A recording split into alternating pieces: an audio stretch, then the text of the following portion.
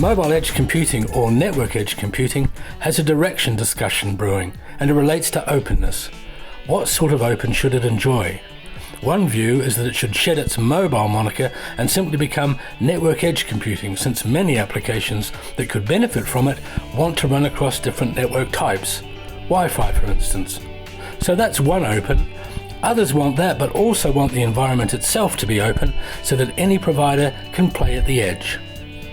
For that vision, I suggested the term Portable Neutral Data Center to one of the MEC originators, Mahadev Satyanarayanan, who is the Professor of Computer Science at Carnegie Mellon University, and he thought this was a great definition, so I'm going to claim the acronym PNDC. You heard it here first. So here's Satya. It may be inside an operator's network, or sometimes not. If you're in a plane, I flew from Pittsburgh to here, and for the 7-8 hours that I was in the plane, the Wi-Fi quality was miserable. Yes, right? Exactly. So I want a cloudlet located inside the plane so that I have superb connectivity to it, and the cloud services are running, and the servers located, the data center located at the back of the plane. That's not quite the idea held by many mobile telcos and their vendors. I asked Franz Seiser, VP of Core Networks and Services, Deutsche Telekom, does the edge have to be open? Absolutely, that's extremely important if that would be bound to 3GPP access only, for example. And we know that a huge amount of traffic today is already running over Wi-Fi. So if you're in a session and your device is reselecting to Wi-Fi and you're suddenly out of the edge computing coverage, then you may suffer quite a lot from a customer experience perspective. So it must be available over all access technologies. And how important is that going to be? Openness is absolutely key in that whole environment of virtualization. Otherwise we will not get the economies behind and the flexibility. Only if it's an open system, I can move my applications around and run different applications in such an open environment. That's the only way forward we see to make this whole concept fly. So Deutsche Telekom sees edge functions as part and parcel of NFV, not as a separate black box addition. It has to be part of the NFV infrastructure. It has to be managed by the same system like the rest of the NFV environment. To have that standalone as a complete black box system that's managed separately, and then you have a manager that somehow brings that together with your NFV, that doesn't fly. Franz, looking from the telco direction, sees MEC being embedded in NFV as network functions. With that in mind, I asked Satya whether MEC was just NFV on training wheels. No, not at all. In fact, to be very honest, mobile edge computing would be valuable even if the entire telecom industry were not interested in it. Because even with Wi-Fi and backhauls from the Wi-Fi access point over regular networks, the concept of moving computation to the edge would be important. And back in 2009, when we first articulated the viewpoint of cloudlets, that was the starting point. We did not specifically have the telecom industry in mind at all. It turned out very soon that in fact our thinking and the thinking of many people in the telecom industry was converging, and so the views were coincident. But even if the telecom industry did nothing, this would happen. Okay, so how is this sort of openness going to work?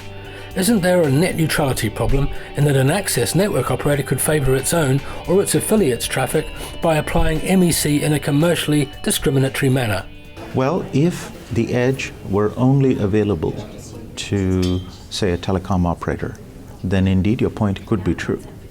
However, the viewpoint that I've been articulating is that there should be cloudlets, which is what we call the edge component, potentially operated by anyone else, not necessarily the telecom operator. So for example, at home, most people use Wi-Fi, and we envision Wi-Fi based cloudlets in the home.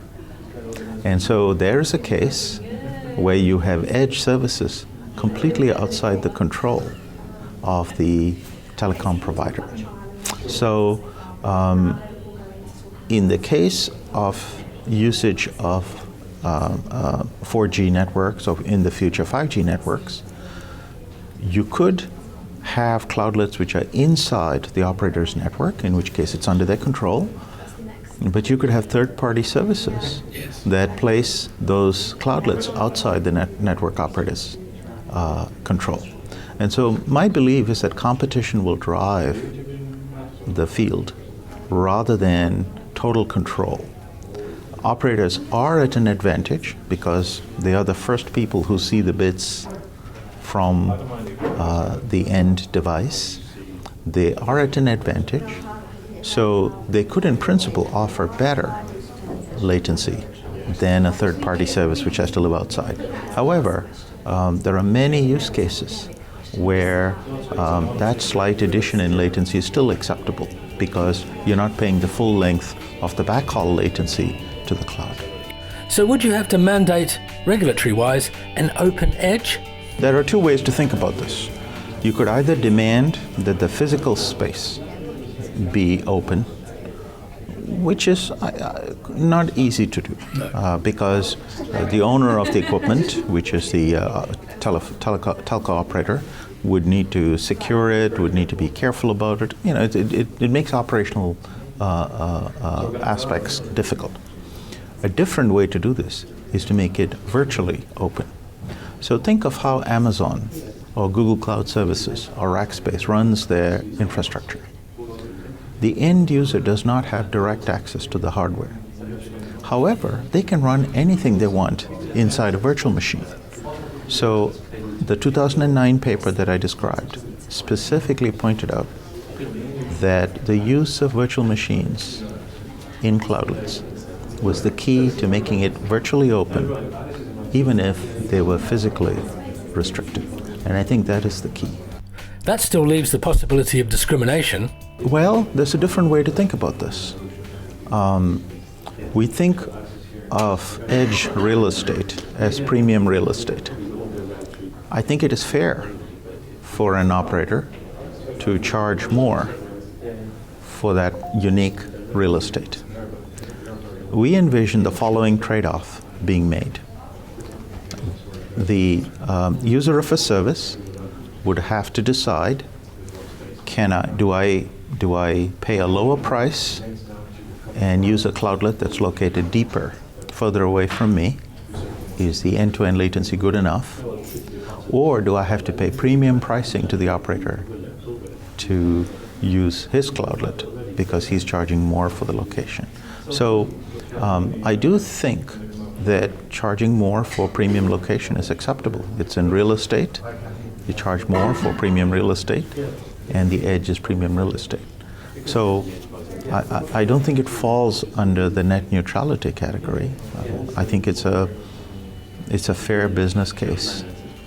Okay, so looking ahead, the user pays extra to have a personal cloudlet, which contains the specific cloud services or bits of cloud services that he or she is likely to use. What happens when they move from one access point to another? The ability to move physical mobility, and still be able to use the optimal cloudlet at all times. So just as handoff is a fundamental part of cellular networks, here we need to be able to move the back end that is providing services from one cloudlet to another as the user moves. Now it's trickier than it sounds because classic handoff in cellular networks is completely within the operator's equipment. Occasionally, at the edge of a roaming relationship, you may need to cross a boundary, but that's it. So that's it. The open edge is certainly what one constituency is calling for. Will telcos go with the flow and settle for the idea of treating the edge as real estate to be leased out to whoever wants to pay to play? Or do they bank on holding network edge, not just mobile edge, computing close? We'd like to hear what you think. Put your comments below.